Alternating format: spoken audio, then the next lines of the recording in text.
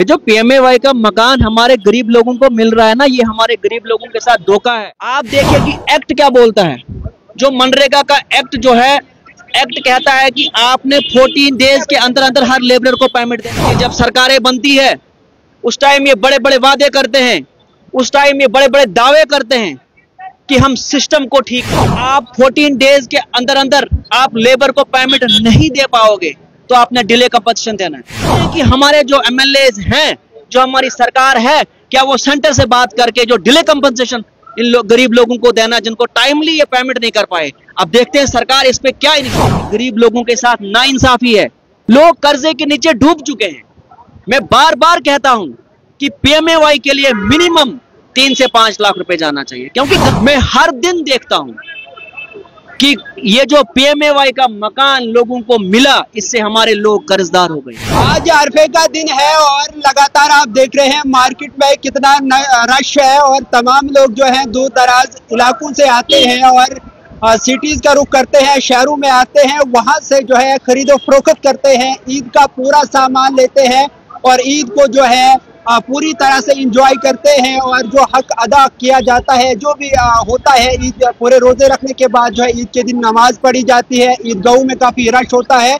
लेकिन इस ईद पे छोटे तबके से लेकर बड़ा तबका परेशान है, क्योंकि जो पैसा है, पेमेंट है, काम करने के बाद लोगों को उसकी उजरत नहीं मिली। हमारे साथ समाजी कारकुन फयाज मागरई साहब हैं। लगातार हर छोटे बड़े इशू पर बात करते हैं, एजुकेशन की बात हो या फिर इसके अलावा जो भी छोटे बड़े मुद्दे हैं वो जो है सरकार तक पहुंचाते हैं, एडमिनिस्ट्रेशन तक पहुंचाते हैं। इन्हीं से बात करते हैं। फयाज साहब, सबसे पहले आपका इस्तकबाल करते हैं।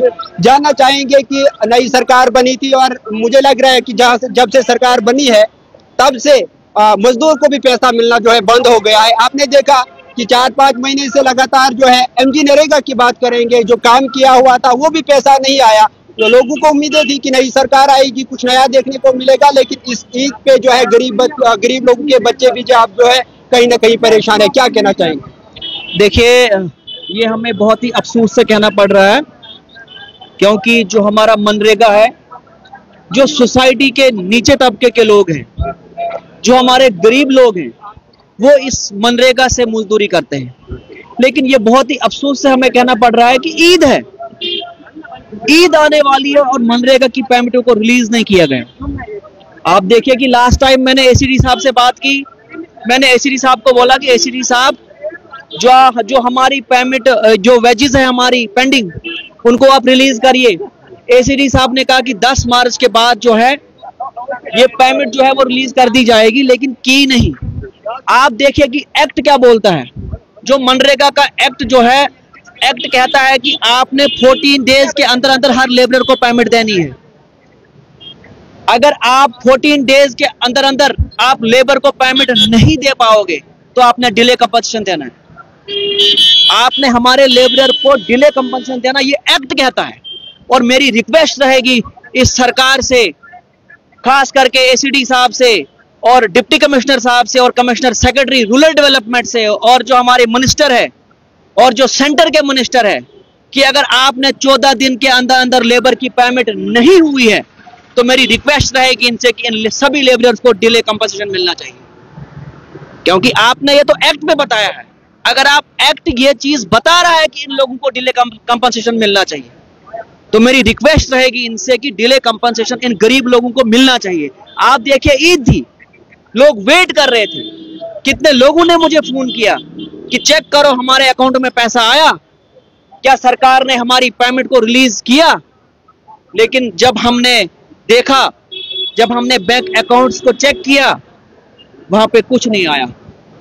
ये सरासर हमारे गरीब लोगों के साथ नाइंसाफी हो रही है। आप देखिए, जब सरकारें बनती है उस टाइम ये बड़े बड़े वादे करते हैं, उस टाइम ये बड़े बड़े दावे करते हैं कि हम सिस्टम को ठीक कर देंगे। आप देखिए, अगर आपने डिमांडें लगाई हमारे गरीब लोगों की, उनको पेमेंट क्यों नहीं मिली? मिलनी चाहिए थी उनको पेमेंट। ये सरासर हमारे गरीब लोगों के साथ नाइंसाफी हो रही है, क्योंकि जो मनरेगा हमारा है, मनरेगा समाज का नीचे का तबका के लोग जो है वो इसको करते हैं। सब हमने बजट सेशन में देखा कि वाहिद प्यारेलाल शर्मा जी ने इस चीज पे बात की, उन्होंने जो है बात की है, मनरेगा की बात उन्होंने की वाहिद। उसके अलावा बहुत सारे एमएलए हैं, हर कॉन्स्टिट्यूंसी से जो है एमएलए जीत के गया है। क्या उनको उन गरीब लोगों ने वोट नहीं दिया था? क्या उनको नहीं चाहिए था कि बजट सेशन के दौरान वो बात करे अपने गरीब की कि उसको जो है पैसा मिलना चाहिए था? एमजी नरेगा पिछले 4 महीनों से बंद है। देखिए, ये सिर्फ और सिर्फ वोट के टाइम आते हैं। ये सिर्फ और सिर्फ उस टाइम लोगों को बोलते हैं कि हमें वोट दे दो, हम आपके जितने भी मुश्किलात है उसको हम हल कर देंगे। लेकिन जब वो जीत के जाते हैं उनको समझ में नहीं आता कि बात हमने कहां पे करनी है। क्या जम्मू से इसके लिए प्रेस रिलीज नहीं जानी चाहिए थी कि ईद आ रही है और हमारे गरीब लोगों की पेमेंटें नहीं मिली उनको?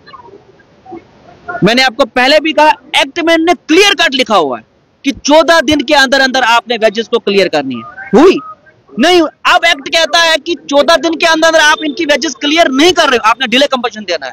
अब देखते हैं कि हमारे जो एमएलए हैं, जो हमारी सरकार है, क्या वो सेंटर से बात करके जो डिले कंपनसेशन इन गरीब लोगों को देना जिनको टाइमली ये पेमेंट नहीं कर पाए, अब देखते हैं सरकार इस पे क्या इनिशिएटिव लेती है। जी बहुत शुक्रिया नाज़रीन किराम। आपको बता दूं अरफे का दिन है और आप देख रहे हैं कि खचाखच जो है रश भरा हुआ है। और इसके अलावा एक और मुद्दा है जिसपे बात करना जरूरी बनता है, वो है पीएमएवाई को लेकर अगर बात की जाए। एक स्कीम है सेंटर की जो लगातार जो है गरीब लोगों के पक्के मकानों को लेकर जो है बात होती है, उस रिलेटेड बात करेंगे। फैयाज साहब, पीएमएवाई की अगर बात करें, 1,30,000 मिलता था पहले।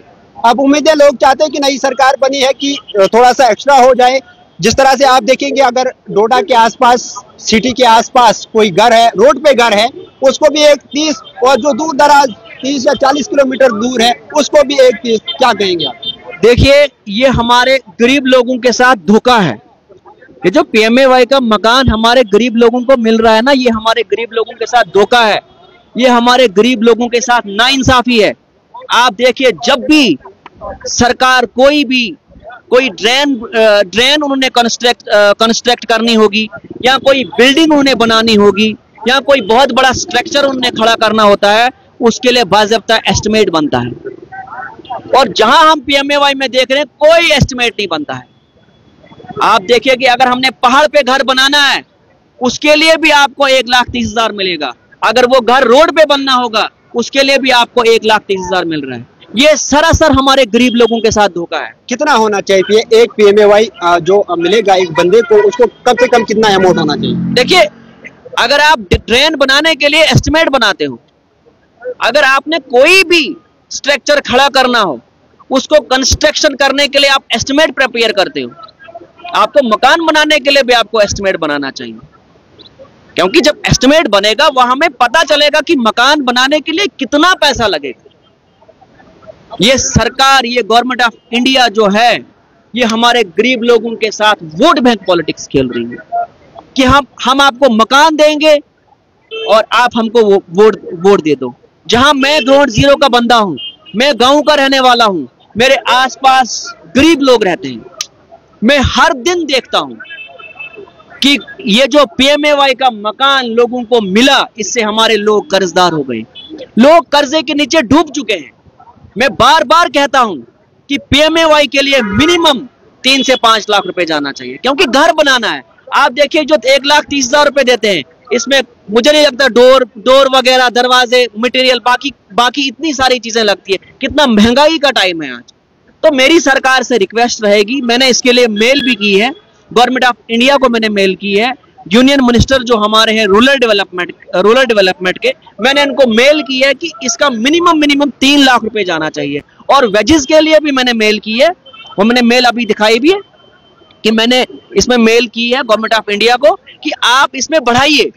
तो इस मसले में हम कर रहे हैं। ये मुद्दा जो है, ये गरीब लोगों के साथ जुड़ा हुआ मुद्दा है, जो हमारे समाज के नीचे तबके के लोग हैं, ये उनके साथ जुड़ा हुआ है।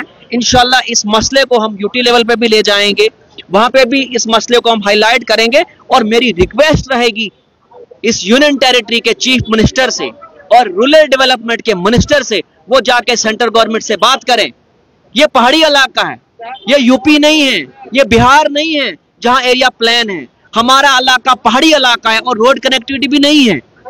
और आप देखिए, अगर रोड पे कोई घर बनाता है उसके लिए भी आप 1,30,000 रुपए देते हो, उसके बाद कोई पहाड़ पे कोई घर बना रहा है उसके लिए भी 1,30,000 रुपए दे रहे हो। ये जो 1,30,000 रुपए दे रहे हो, इससे हमारे लोग कर्जदार हो गए और उससे उनके बच्चों की एजुकेशन पे इंपैक्ट पड़ रहा है। क्योंकि जब आप मकान बना रहे हो, जब आपने कंटिन्यूसली मकान बनाने का काम हो, डेफिनेटली आप कर्जदार हो जाओगे। और बहुत सारे मुझे फोन आते हैं, वो कोई दिन नहीं है जिस दिन मुझे ये फोन नहीं आता है कि आप मैं बैंक से लोन निकाल के दे दूं। हमको लोन चाहिए, हमको अपने मकान को कंप्लीट करना है। तो इससे हमारे गरीब लोग जो है वो कभी ऊपर नहीं उठ सकते हैं। क्योंकि मैं बार बार कहता हूं कि अगर आपने लोगों की, हमारे गरीब लोगों की तकदीर को बदलना होगा, वो सिर्फ और सिर्फ आप एजुकेशन से बदल सकते हैं। और इस चीज से हमारे लोग जो है वो कर्जदार हो चुके हैं, और जिस चीज से उनके बच्चों पे एजुकेशन पे इंपैक्ट पड़ रहा है। जी बहुत शुक्रिया। नाज़रीन किराम, आपको बता दूं, जिस तरह से फयाज साहब ने कहा कि 1,30 दिया जाता है, 1,30,000 दिया जाता है, उसे लोग कर्जदार होते हैं। और हकीकत यह है कि 1,30,000 में आज बनता कुछ नहीं है। लोग कर्जदार हो रहे हैं क्योंकि उनको बताया जा रहा है कि जनाब आप जल्द और जल्द जो है काम लगाइएगा, अपने पुराना मकान जो है उसको काटिएगा और नया बनाइएगा, और 1,30,000 में कहीं भी मकान नहीं बन सकता है। आप देख रहे हैं। और साथ में अगर आपको बता दूं, नरेगा की जब बात आती है तो नरेगा में जिन लोगों ने पिछले 4-5 महीने से काम किया था उनको पैसा नहीं मिला है। और आज अरफे का दिन है, लगातार आप मेरे पीछे अगर देखेंगे तो कितनी भीड़ है, और इस जगह पर आप भीड़ नहीं देखेंगे आगे पीछे। और आज अरफे का दिन है, इतनी भीड़ है, और इस भीड़ के दौरान भी अगर देखा जाए तो गरीब लोग जो है कहीं ना कहीं कर्जा उठा के आज भी आया होगा अपने इस बाजार में। वो भी अपने बच्चों के लिए कुछ लेने जरूर आया होगा, लेकिन इस बार जो है कर्जे में आया होगा क्योंकि उसको जो है जो काम किया था उसका पैसा नहीं मिला है। फिलहाल इंडियन ट्रिब्यून के लिए इतना ही। अपने मेजबान सिरवानी को दीजिए इजाजत। खुदा।